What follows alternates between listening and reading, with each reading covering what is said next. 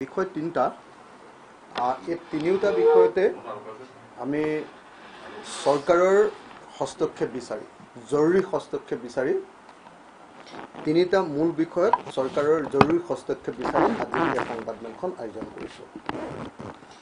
প্রথম বস্তুটো হল যে লোকসভা নির্বাচনের পাছত বস্তুর সাংঘাতিক দাম বাঢ়িছে। সরকারে জরুরিভাবে হস্তক্ষেপ করে বস্তুর মূল্য নিয়ন্ত্রণ করার ব্যবস্থা কৰিব লাগে। দ্বিতীয় বস্তুটো হল যে লোকসভা নিৰ্বাচনেৰ আগে পাছে অসমৰ ক্ষুদ্ৰ চাহ খেতিয়কবিলাকলৈ ভয়ানক এটা সংকট নামি আহিছে। ক্ষুদ্ৰ চাহ খেতিয়কৰ পাত নিকিনো বুলি বটলিফ ফেক্টৰীবিলাকে ঘোষণা কৰিছে। 1 জুন তাৰিখৰ পৰা পাত নিকিনো বুলি ঘোষণা কৰিছে। তাৰোপৰি ক্ষুদ্ৰ চাহ খেতিয়কৰ পাতৰ উৎপাদন সাংঘাতিক ধৰণে এবাৰ হ্ৰাস পাইছে আৰু পাতৰ দামো এতিয়ালৈকে বৃদ্ধি পোৱা নাই। এইটো 2 নম্বৰ। এই দুইটা বিষয়তে হস্তক্ষেপ লাগে। আৰু 3 নম্বৰ বিষয়টো হল যে অসমৰ খেতিয়কে কঠীয়া পাৰিব পৰা নাই। জেঠ মাহত এতিয়ালৈকে কঠীয়া পাৰিব পৰা নাই। কঠীয়া পাৰিব নোৱাৰাৰ কাৰণে এটা সাংঘাতিক ধৰণৰ পৰিৱেশ সৃষ্টি হৈছে। অসমৰ কোনো পথাৰতে এতিয়া কঠীয়া পাৰিবৰ কাৰণে পানী নাই। গতিকে এই তিনিওটা বিষয়ত সৰকাৰেৰ জৰুৰি হস্তক্ষেপ বিচাৰি আজি জরুরিভাবে এই সংবাদমেলখন আয়োজন করা হয়েছে। প্রথম বস্তুটো হল যে বস্তুর দাম সাংঘাতিক ধরনের বৃদ্ধি পাইছে। বস্তুর দাম কিমান বৃদ্ধি পাইছে কোনো মানুহক চাগে কোৱাৰ কোনো প্ৰয়োজন নাই। মূল্যবৃদ্ধিয়ে কেনেকৈ মানুহক কোঙা কৰি পেলাইছে এই কথাটো কোৱাৰ নিশ্চয় প্ৰয়োজন নাই। এটা এটাকে যদি খোৱা বস্তুৰ দাম মই কওঁ, এখন তালিকা মই আপোনালোকৰ সন্মুখত পাঠ কৰি দিছোঁ যে 2024 চনৰ লোকসভা নিৰ্বাচনৰ আগত কিমান দাম আছিলে আৰু 2024 চনৰ লোকসভা নিৰ্বাচন অসমত শেষ হৈ যোৱাৰ পাছত বস্তুৰ দাম কিমান বাঢ়িলে। অকল খোৱা বস্তুৰ দাম যদি মই কওঁ, কটা ব্ৰইলাৰ মুৰ্গীৰ 1 কিলোগ্ৰামত আগতে 240 টকা বা 260 টকালৈকে আছিলে।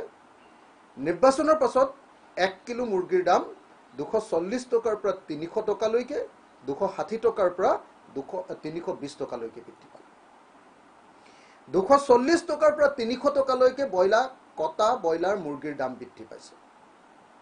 এইটো এটা ভয়াবহ মূল্য বৃদ্ধি।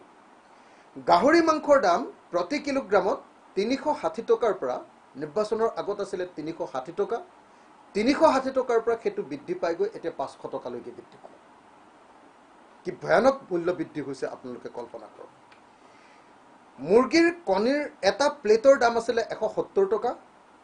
1 প্লেট কণীৰ দাম নিৰ্বাচনৰ আগত 170 টকাৰ পৰা এতিয়া নিৰ্বাচনৰ পাছত 210 টকালৈ বৃদ্ধি পালে।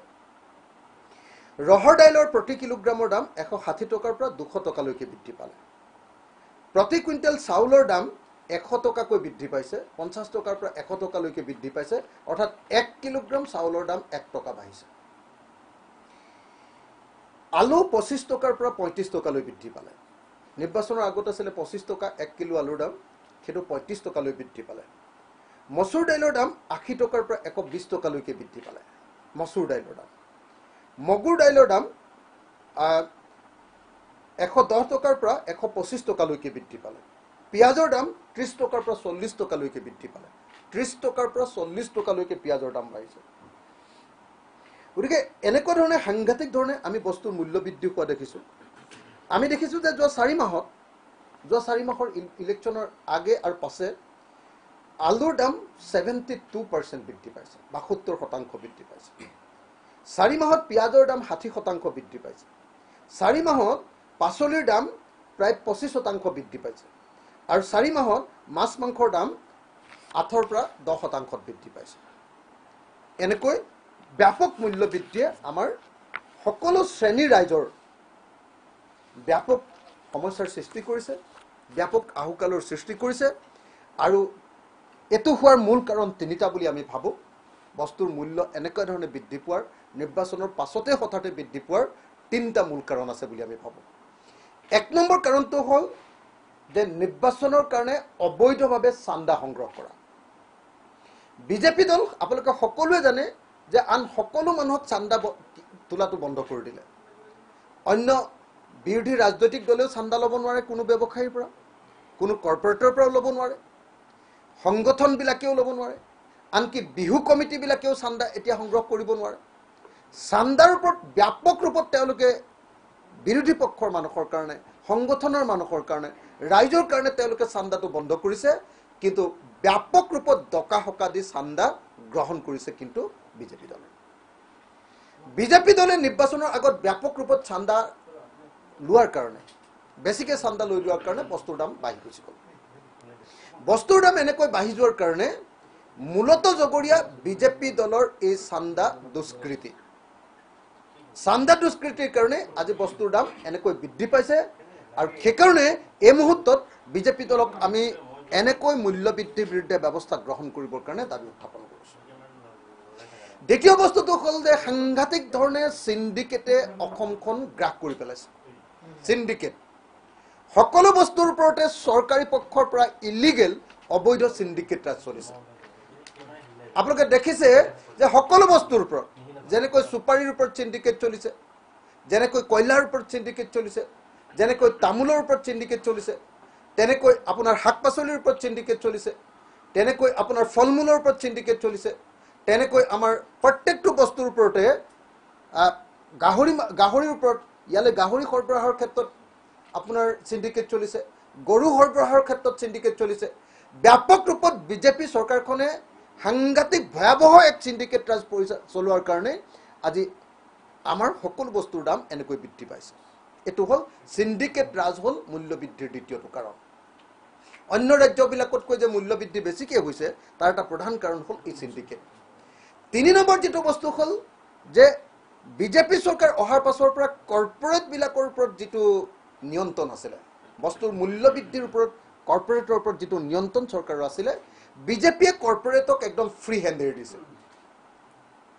মুকলি ময়দানত তেওঁলোকক খেলিবৰ কাৰণে এৰি দিছে যাৰ ফলস্বৰূপে কি হৈছে যে এতিয়া কৰ্পোৰেটে কাৰো কথা নুশুনাকে যেনেকৈ ধৰক ষ্টাৰ সিমেন্টে মন গলে এতিয়া বস্তুৰ দাম বঢ়াই দিয়ে কাৰণ ষ্টাৰ সিমেন্টৰ পৰা সাংঘাতিক ধৰণৰ চান্দা লয় আৰু ষ্টাৰ সিমেন্টক চান্দা লোৱাৰ পাছত বস্তুৰ দাম বঢ়াবৰ কাৰণে তেওঁলোকে লাইসেন্স দি থৈ দিছে সেই লাইসেন্স দি থোৱাৰ ফলস্বৰূপে আমি দেখিবলৈ পাইছো যে আজিৰ দিনটোত বিজেপি চৰকাৰে বস্তুৰ মূল্য বৃদ্ধি নিয়ন্ত্ৰণ কৰাৰ ক্ষেত্ৰত কোনো ধৰণৰ ভূমিকা গ্ৰহণ কৰিবৰ কাৰণে তেওঁলোক সক্ষম হোৱা নাই মূল্য বৃদ্ধি ৰোধ কৰাৰ ক্ষেত্ৰত তেওঁলোক সক্ষম হোৱা নাই সেইকাৰণে মূল্য বৃদ্ধিৰ কাৰণে মূলত জগৰীয়া বিজেপি চৰকাৰৰ তিনিটা কাম এটা হল চান্দা দুষ্কৃতি দ্বিতীয়টো হল সিন্ডিকেট ৰাজ আৰু তৃতীয়টো হল কোম্পানীক লাইসেন্স দি দিয়াৰ কোম্পানীৰ ওপৰত নিয়ন্ত্ৰণহীনতা সেইকাৰণে অতি সোনকালে অসম চৰকাৰ আৰু ভাৰত চৰকাৰক আৰু মূল্য বৃদ্ধি ৰোধ কৰাৰ ব্যৱস্থা গ্ৰহণ কৰিবৰ কাৰণে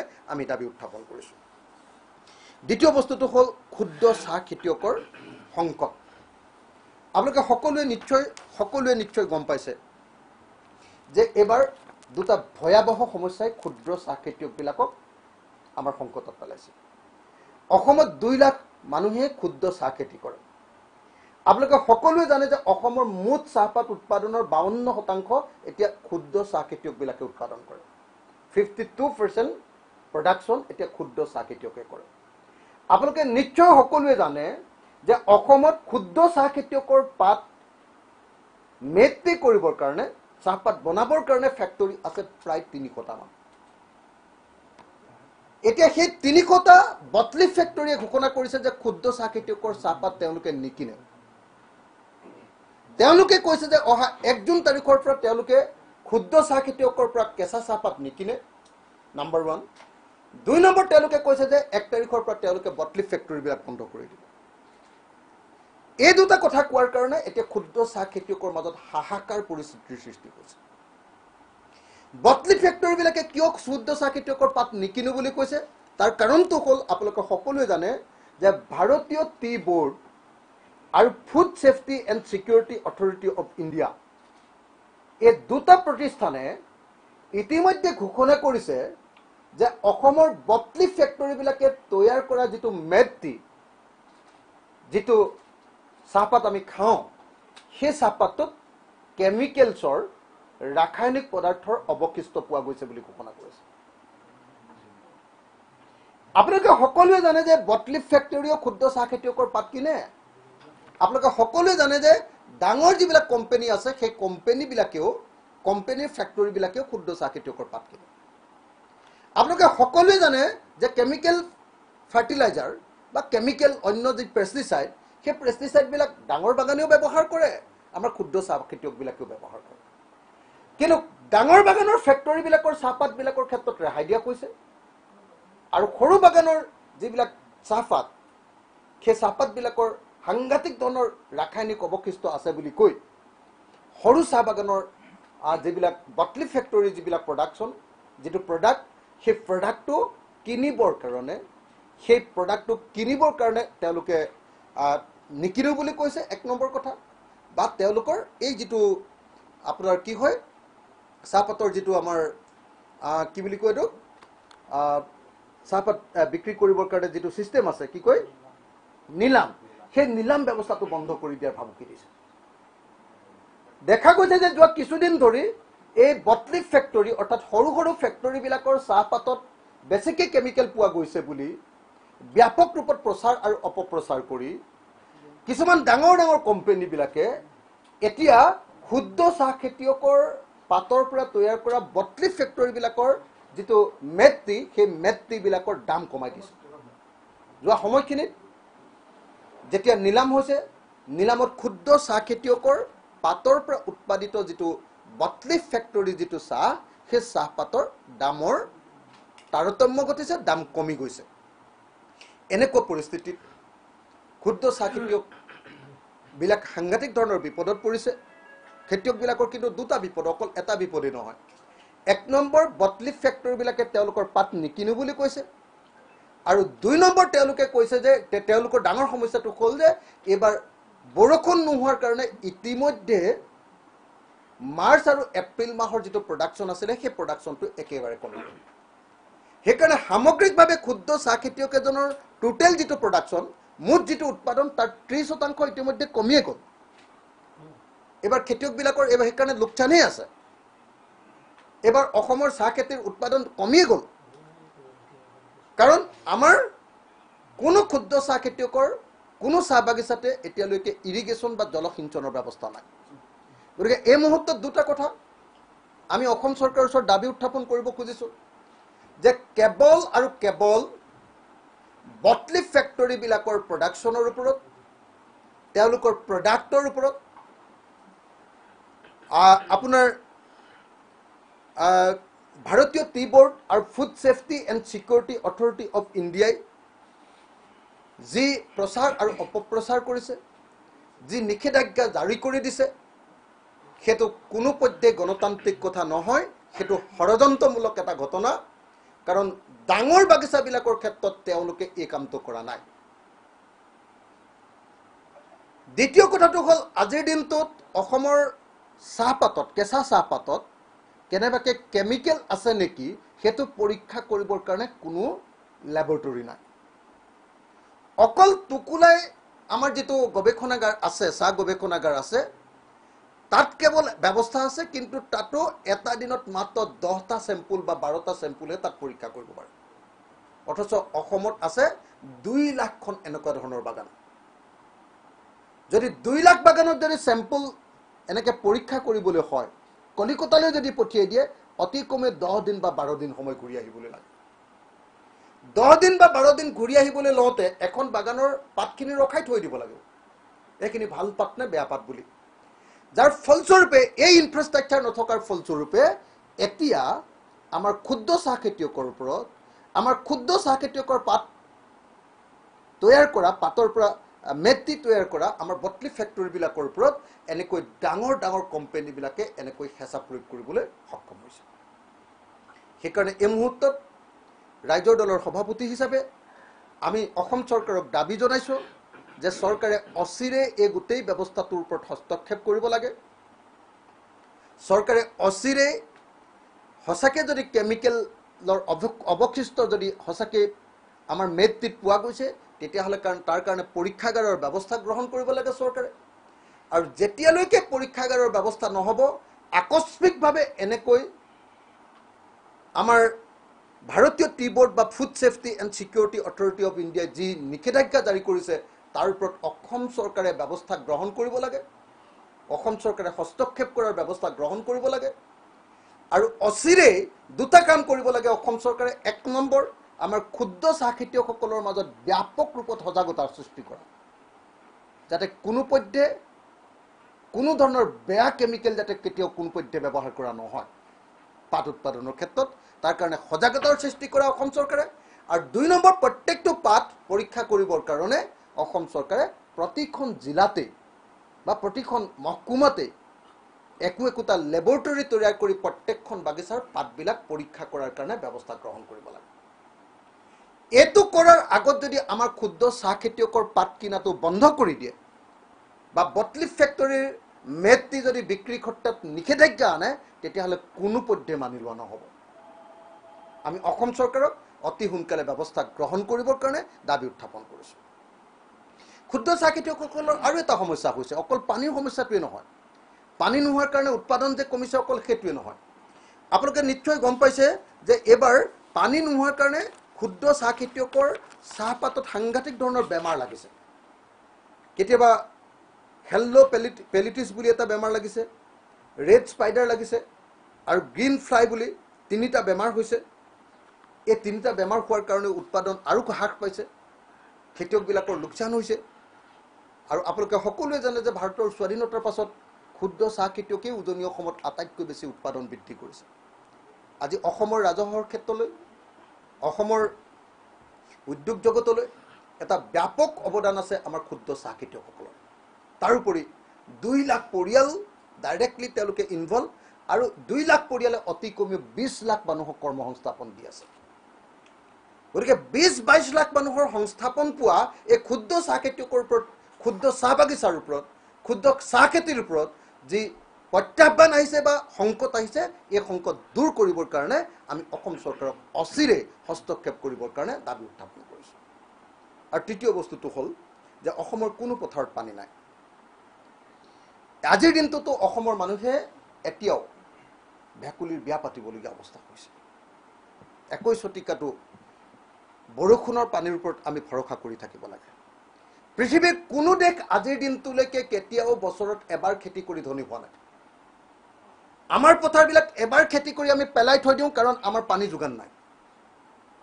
আৰু কেতিয়াবা আজিৰ দিনটোততো এনেকুৱা হৈছে যে এবাৰ, অৰ্থাৎ শালি খেতিটো কৰিবৰ কাৰণেও আমি পানী নাই, কাৰণ বৰষুণ দিয়া নাই। আজিৰ দিনটোতো আমি প্ৰকৃতিৰ ওপৰত নিৰ্ভৰশীল। আজিৰ দিনটোতো আমি ভেকুলীৰ বিয়া পাতি বৰষুণৰ কাৰণে আমি কাকুতি মিনতি কৰোঁ।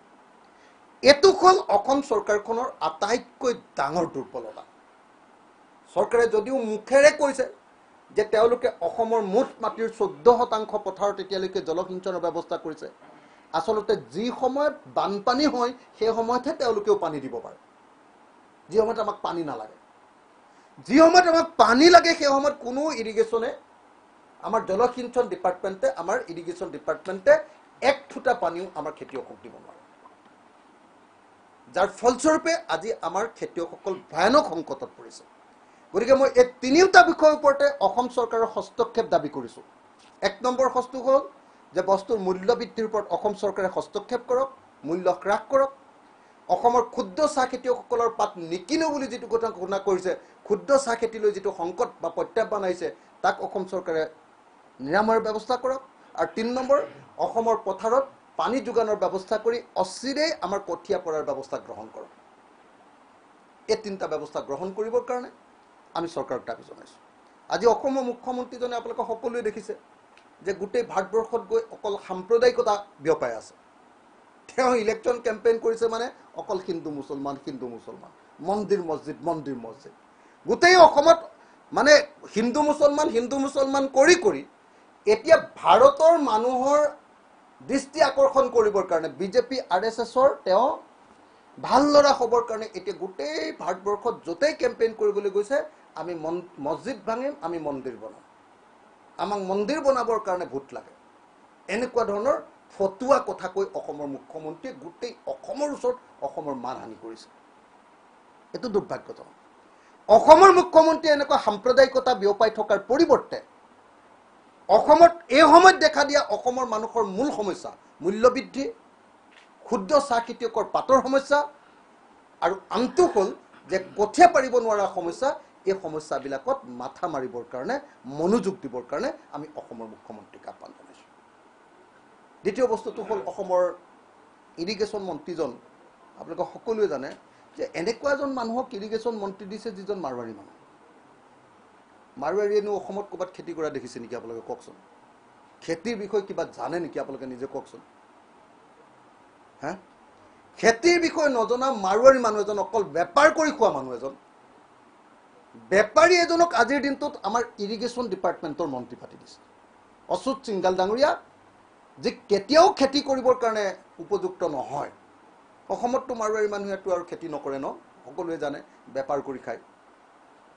তো সেই বেপাৰী এজনক আজি ইৰিগেশ্যনৰ মন্ত্ৰী পাতি দিয়াৰ কাৰণে আজি এক টোপাল বিজেপি চৰকাৰৰ শাসনকালত এক টোপাল পথাৰত পানী যোগান দিব পৰা নাই ক্ষুদ্ৰ চাহ খেতিয়কক পানী যোগান দিয়াটো কথাটো বাদেই দিলোঁ অসমৰ এডৰাও পথাৰত এক টোপাল পানী দিবৰ কাৰণে সক্ষম হোৱা নাই এই বিজেপি চৰকাৰ তৃতীয় বস্তুটো হ'ল যে অসমৰ কৃষি মন্ত্ৰীজনটো তেওঁ এতিয়া দিল্লীক অকল সন্তুষ্ট কৰাত ব্যস্ত তেওঁক অকল তেল মৰাৰ বিদ্যাটোৰ বাহিৰে তেওঁৰ আৰু অন্য বিদ্যা এতিয়া নাই এগ্ৰিকালচাৰ মিনিষ্টাৰ অতুল বৰা ডাঙৰীয়া দিল্লীক সেৱা কৰাৰ বাহিৰে বেলেগ একো নাই হিমন্ত বিশ্ব শৰ্মাক সন্তুষ্ট কৰি লুটি থকাৰ বাহিৰে বেলেগ কোনো কাম নাই তেওঁ এগ্ৰিকালচাৰ মিনিষ্টাৰ তেওঁ খবৰেই নাই যে অসমত এতিয়ালৈকে কঠীয়া পাৰিব পৰা নাই কোনো মানুহ হাল বাব পৰা নাই পথাৰত কোনেও নাজানেই তেওঁ সেইবিলাকক লৈ তেওঁলোকৰ মাথা বথা নাই যে কাক লৈ কেনেকৈ বিজেপিক ভোট দিব লাগে কেন্দ্ৰীয় চৰকাৰ কাৰ পক্ষত ভোট দিব লাগে হে নাগৰিকত্ব সংশোধনী আইনৰ ভোটটো আকৌ বিজেপিক দিবলৈ যায় কিন্তু অসমৰ খেতি পথাৰৰ খবৰ ল'বলৈ তেওঁ সময় নাই গতিকে এই মুহূৰ্তত আমি এগ্ৰিকালচাৰ মিনিষ্টাৰ ইৰিগেশ্যন মিনিষ্টাৰ দুইজনকে আহ্বান জনাইছোঁ অসমৰ মুখ্যমন্ত্ৰীক হস্তক্ষেপ কৰিবলৈ দাবী জনাইছোঁ আৰু লগতে ইণ্ডাষ্ট্ৰী মিনিষ্টাৰক ক্ষুদ্ৰ চাহ খেতিয়কৰ সমস্যাৰ বিষয়টো তেওঁক মনোযোগ দিবৰ কাৰণে আৰু বিশেষভাৱে অসমৰ মুখ্যমন্ত্ৰীক এই বিষয়ত হস্তক্ষেপ কৰিবৰ কাৰণে আমি দাবী উত্থাপন কৰিছোঁ আমি আশা কৰিম অসমৰ মুখ্যমন্ত্ৰীও এতিয়া ঢেৰ বাগিচা আছে ফেক্টৰীও ঢেৰ গতিকে যাতে তেওঁ কোনোপধ্যে আমাৰ ক্ষুদ্ৰ চাহ খেতিয়কক মাৰ নিদিয়ে তেওঁৰ পৰিয়ালে এতিয়া বাগিচাৰ বহুত মালিক গতিকে বাগিচাৰ মালিক হৈ যাতে আমাৰ খেতিয়ক ক্ষুদ্ৰ চাহ খেতিয়কবিলাকৰ পাতটো যাতে কম দামত ল'বৰ কাৰণে বুদ্ধি নুলিয়ায় যদি আৰু মুখ্যমন্ত্ৰীজনে নিজেই যদি বাগানৰ মালিক হ'বলৈ যায় তেতিয়াহ'লে আৰু ক'ত ক্ষুদ্ৰ চাহ খেতিয়কে ন্যায় পাব কওক গতিকে আমি চৰকাৰৰ ওচৰত দাবী জনাইছোঁ যাতে চৰকাৰে অনতি বিলম্বে হস্তক্ষেপ কৰি আমাৰ ক্ষুদ্ৰ চাহ খেতিয়কৰ সমস্যাটোৰ সমাধান কৰে এই তিনিটা বিষয়ত বক্তব্য দাঙি ধৰিবৰ কাৰণে মই আপোনালোকক নিমন্ত্ৰণ কৰিছিলোঁ আৰু আশা কৰোঁ চৰকাৰে এই তিনিটা বিষয়ৰ ওপৰতে অতি সোনকালে হস্তক্ষেপ কৰিব